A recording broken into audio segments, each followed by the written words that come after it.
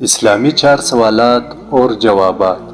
لیکن تمہیں قسم ہے ویڈیو کو خود بھی پوری دیکھنا اور شیئر بھی کرنا۔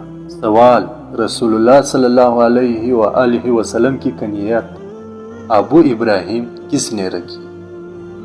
جواب: رسول اللہ صلی اللہ علیہ وآلہ وسلم کا آخری زمانہ تھا۔ حضرت جبرائیل علیہ السلام تشریف لائے اور یہ کہہ کر آواز دی، یا ابراہیم، جس سے آپ کی کنیت ابو ابراہیم ہو گئی۔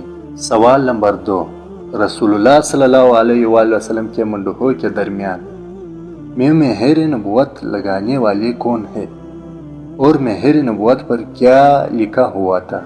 جواب: جنت کے دربان رضوان نے آپ کی منڈہوں کے درمیان مہر نبوت لگائی تھی اور رسول اللہ صلی اللہ علیہ وسلم کی مہر پر لکھا ہوا تھا، اور بعض نے کہا اس پر لکھا ہوا تھا محمد رسول اللہ۔